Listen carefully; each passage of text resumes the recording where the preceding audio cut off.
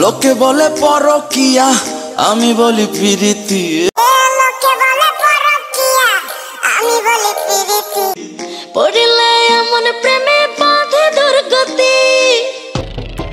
পরকীয়া আজ সামাজিক ক্যান্সারে পরিণত হয়েছে, যা প্রায় প্রতিটি পরিবারেই বর্তমানে অশান্তির কারণ হয়ে দাঁড়িয়েছে। এই পরকীয়ার জেরে স্বামী স্ত্রীর মধ্যে অটুট বন্ধন সুতোই ঝুলছে। সর্বত্রই যেন আজ অবিশ্বাসের বাতাবরণ। কত পরিবার যে ধ্বংস হলো এই পরকীয়ার টানে, তার হিসাব কে রাখে?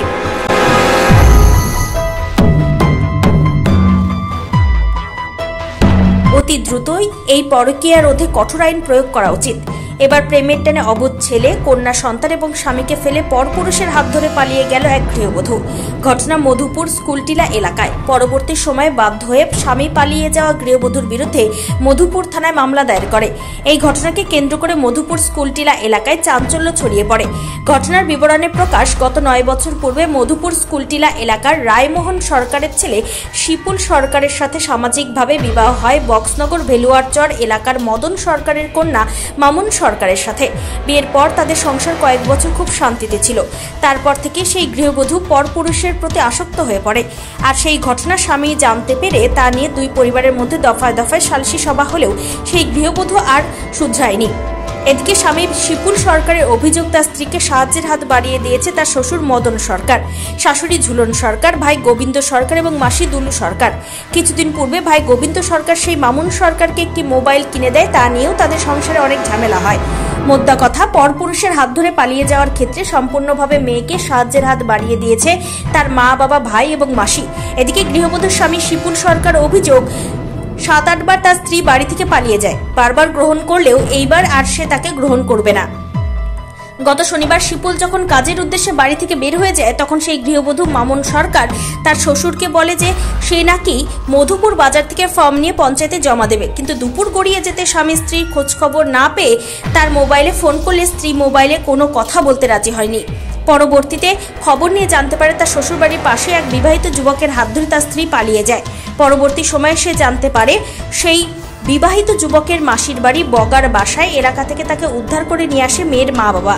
সেই ঘটনা জানতে পেরে স্বামী শিপুল সরকার সিদ্ধান্ত নিয়ে নেয়, বারবার যেহেতু তার স্ত্রী পরপুরুষের হাত ধরে পালিয়ে যায়, তাকে আর গ্রহণ করার কোনো ইচ্ছে নেই। তাদের সংসারে 8 বছরের একটি কন্যা সন্তান এবং 3 বছরের একটি ছেলে সন্তান রয়েছে। আমি বিয়ে করছি আজকে 9 বছর পূর্ণ হয়েছে। যে আমার বউ 9 বছর পরে আমার 2টা ছেলে মেয়ে হয়েছে। এক বড় মেয়েটা হলো 2 মাস বাকি আছে, 8 বছর পূর্ণ হওয়ার, আর ছোটটা আছে 3 মাস বাকি আছে, 5 বছর পূর্ণ হওয়ার। তো আমার বউ ওখানে পরপুরুষের লোক একটু জড়াইয়া পড়ছে। তারপরে আমি শ্বশুর শাশুড়ি জানালে তারা উল্টা এমন রিলেকশন করে। আমার শ্বশুর শাশুড়ি সবাই জানে এই ব্যাপারটা। তারা মোবাইলে দাঁড়িয়ে মোবাইলেও কিনে দিচ্ছে। মোবাইলে কিনে দিচ্ছে ওই ছেলের সাথে কথা বলার জন্য। মোবাইলে কিনে দিচ্ছে। মোবাইলে লেগে এসে আমি ঝগড়া হয়েছি বাড়িতে, বলে মোবাইলটা ব্রেক করে এলো। তখন আমি তারা মোবাইল ব্রেক নিচ্ছে না।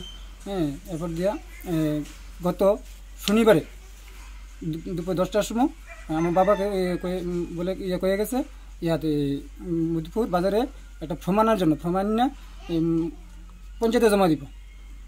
তো এই কথা কয়ে বাড়িতে বাড়িল। আমি 2টার সময় বাড়িতে কাজে বাড়িতেছি।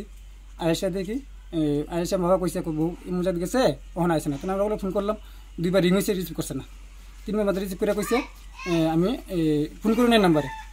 কই আসো তুমি বলো? ও তো আমি জাহান নামে আছি। এবার আমি শ্বশুরবাড়ি জানাইলাম, তারপর ঠান্ডা আইলো। এসে তারা বলে রাত্রি শুনলো, সবাইকে খুঁজছে, পাইছে না। এরপর আমি খুঁজতেছি। পরের দিন রবিবার 4টার সময় তারা আমরা ফোন করে কইছে পাইছে। কই পাইছো? মাসির বাড়িতে পাইছে কইছে। মাসির বাড়িতে পাইছো? তো আমি তো খবর লইছি বগার বাসার থেকে আনছি। বগার বাসার যে ছেলের সাথে গেছে ছেলের মাসির বাড়ি থেকে আনছি। আর ছেলের বাড়ি আমার শ্বশুর বাড়ি লোকে। কোন জায়গা? বেলুয়াচর। তারপর কি হয়েছে? তারপর তো এতটুকুই। আমি তো আর কিছু না, মহিলা মোর্চা সবাই জানাইলাম। আপনি কি চান এখন? ওখানে আমি চাই তারা সুস্থ বিচার চাই। আর এই বউলে আমি তো রাখতাম না। পরপুরুষের হাত লিয়ে গেছে গা, হাত ধরে গেছে গা। তাহলে আমার 2টা বাচ্চা দিয়ে গেছে গা। আগামীতে আসলে ওখানে কি হয় না হয়, যদি মরে জায়গা, তাহলে আমারও তো দায়ী থাকবো নাকি? আমি দায়ী বেতন থাকতাম চাই। আমার 2টা ছেলে আছে, ছেলে মেয়ে 2জন আছে, 2জন মিলে সুন্দরভাবে সংসার করতে চাই। থানা জানাচ্ছেন ব্যাপারটা? থানা জানাইছি। আপনার বাড়ি কোন জায়গা? বাড়ি মধুপুর স্কুটিলা। আপনার নাম? আমার নাম শিপুল সরকার। না, মিসেসের নাম কি? মামুন সরকার।